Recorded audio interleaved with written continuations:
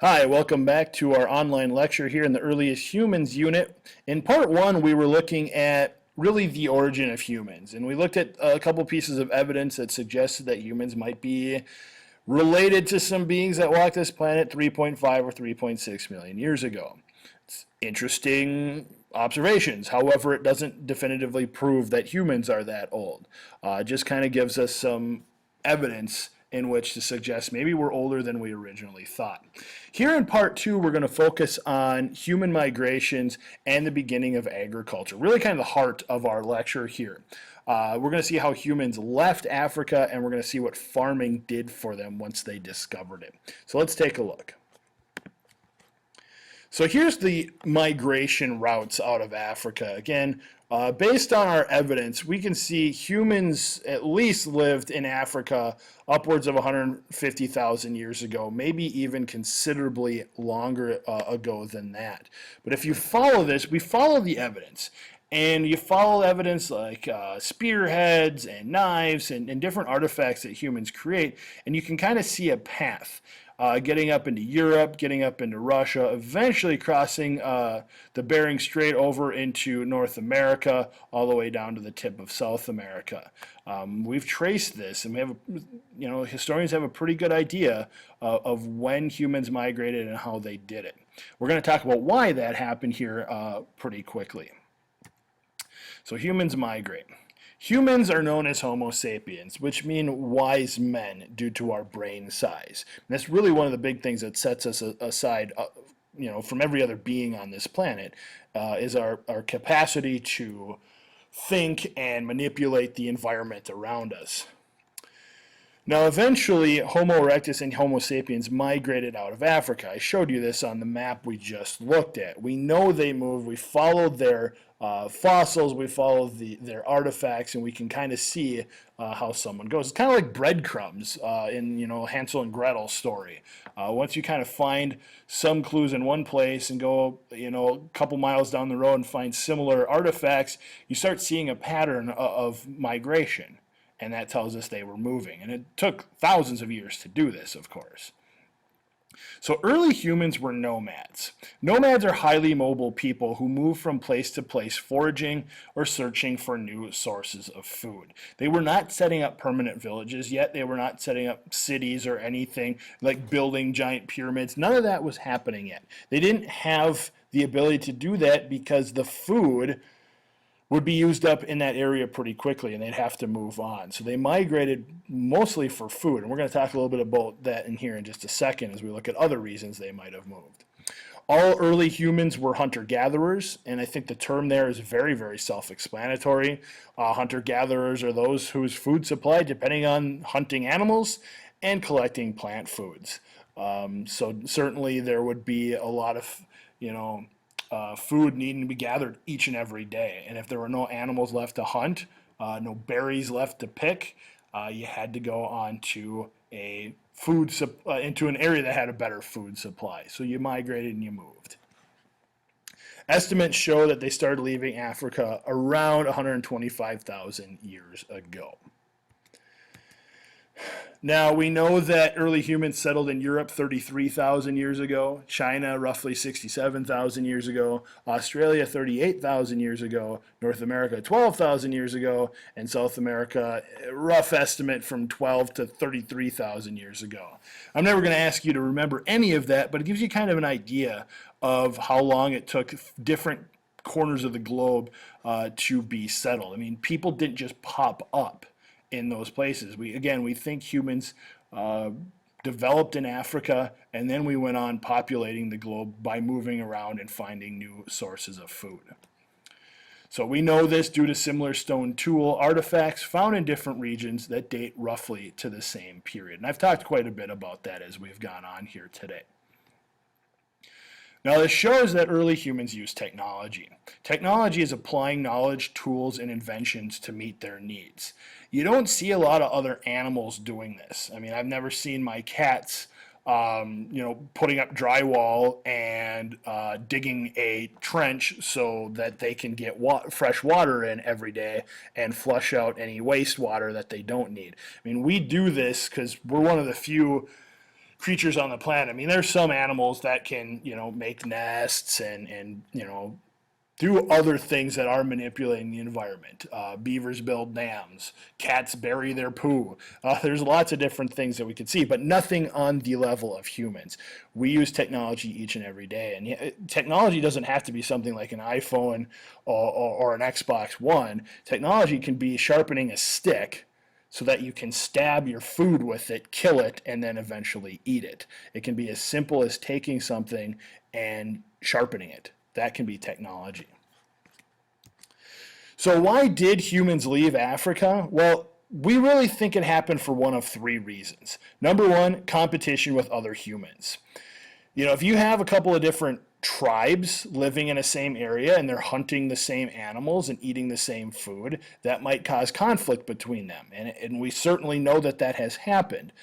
So one group may have decided to move on to get away from the other group of people, so it's less dangerous to live near them. Another reason to leave Africa would be following the animal herds. If the animal herds moved north and into other regions, you would follow them so that you could kill them and eat them. The third reason is it's something very human, and that's human curiosity. And animals are curious too. Again, if you watch a cat, cats are checking out everything all the time. That's just what they do. But humans, we kind of see things and we go, what is that? Where is that? What's over there? So early humans may have been seeing hills and trees far off in the distance to go, I want to know what's over there. And so they may have gone over there, and maybe kind of by consequence, they found some more food. And so they decided to live there. And then a year goes by and they look over the hill and they go, man, I wonder what's over there now. And human curiosity led them to moving. So we really think these are likely the three reasons that humans left Africa.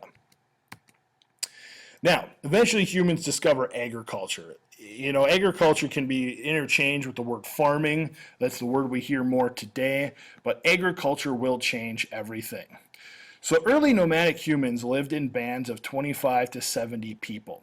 When you're nomads and you're moving from place to place, your food supply could be fairly low, so you're never going to sustain a large population. But as soon as you're able to grow your own food, we're going to see a population boom that's going to allow these bands to get bigger and bigger and bigger.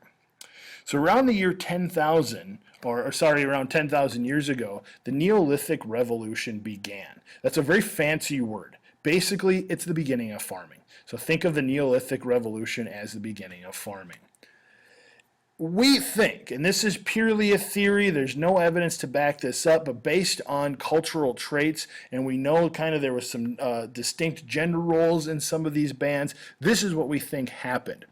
So we think farming accidentally happened when some women scattered seeds near a campsite.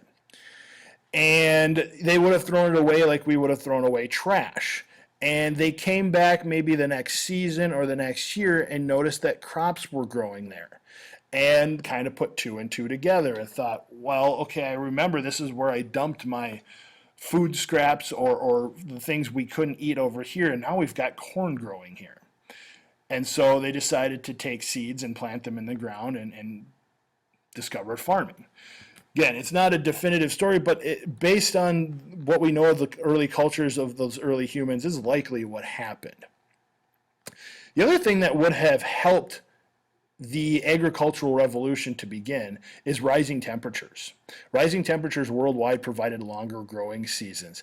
So the Ice Age was coming to an end. You now had the climate and the conditions necessary on the planet to grow crops.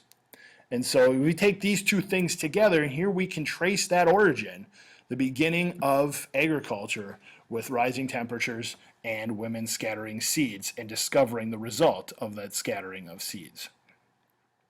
Farming produces more food than hunting or gathering. That's very, very obvious. You have to manipulate the environment quite a bit, but when you do so, and you do so successfully, you can grow a lot of food and feed a lot of people.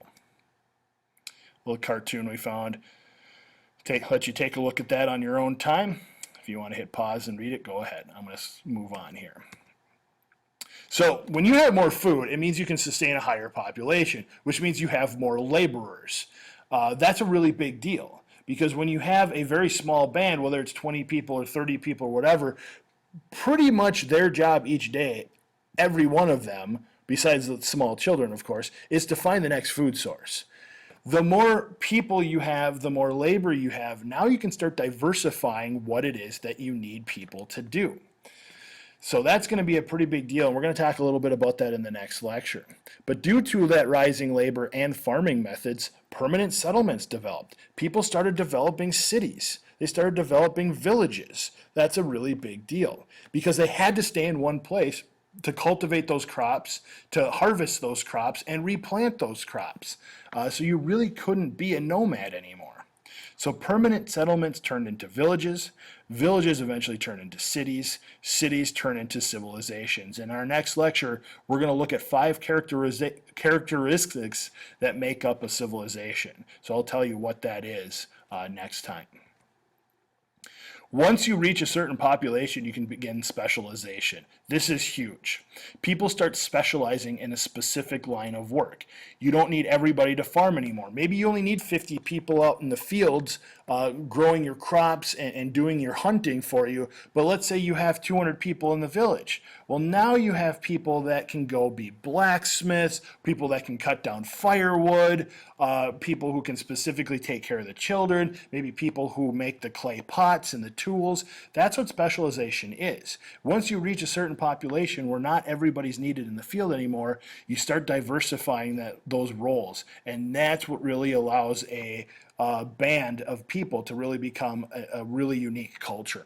So specialization is the development of skills in a specific kind of work, usually other than farming. Although you can specialize in farming. We have farmers still today, not nearly as many as we did 100 years ago, of course, but certainly people like me, for example, I specialize in becoming a teacher, specifically a social studies teacher. That's specialization.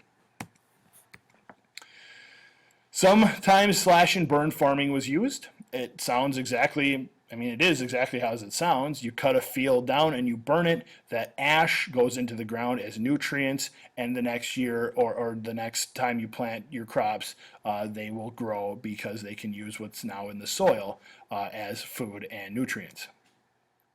Of course, this also leads to domestication or taming of animals. So we start to see that begin as well, using animals to help plow fields, using animals, for manure, using animals for all sorts of different things. Once you live in one area, you can domesticate animals and use them out in your fields.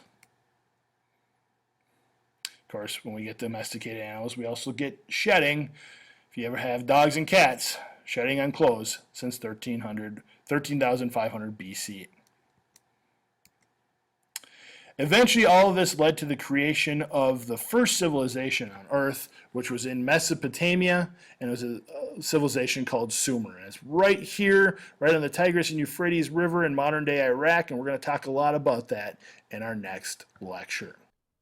Okay, let's go ahead and wrap up today's lecture by revisiting our 2 constructive response questions. The first question says, describe what early humans were like and why they migrated out of Africa.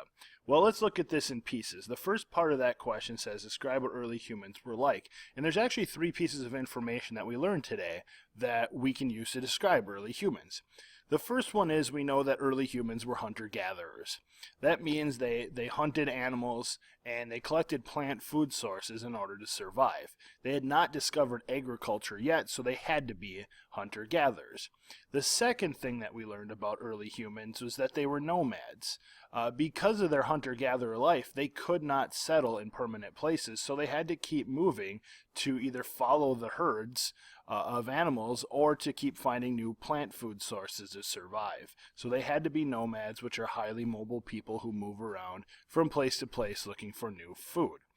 The third thing we learned about early humans, and it's the same for modern-day humans, is that they are hominids.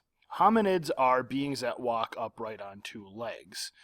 So those 3 pieces of information give us an idea what early humans were like. But the second half of that question says, why did they migrate out of Africa? And there's 3 reasons. The first reason is human curiosity. Sometimes we just wonder what's over the next hill or what's down the road. So humans may have just traveled because they wanted to know what was out there. The second reason would be following the animal herds. following the food source. If the animals move out of Africa, you move out of Africa because you need them to survive. The third reason would be competition with other humans. As we know, humans have a tendency to fight, and especially when it comes to food, that would have been something that they would have been very competitive over, and it may have caused some people to decide not to live in a certain area anymore and thus migrate potentially out of Africa. So that's how we would answer the first question. The second question says, trace the development of the agricultural revolution as well as its causes and effects. Well, basically what we want to do here is talk about how we think the agricultural revolution, the beginning of farming, started with a woman who scattered seeds, came back later during different part of the growing season and noticed something was growing there, and we were able to develop farming out of that. Certainly the effects are many. More food, permanent settlements, and of course if you have more food, and we just kind of follow this line of thinking, more food means more people can eat. If you have more people that can eat, you have bigger villages or bigger groups, and ultimately if you have more people, that's going to lead to something called specialization, which is people specializing in a certain line of work. You won't need everybody to farm anymore. And that has to happen in a permanent village because you have to stay and tend those crops. So those are really the main causes and effects of the agricultural revolution. So that's going to do it for us here today. I hope you learned something. We'll see you next time.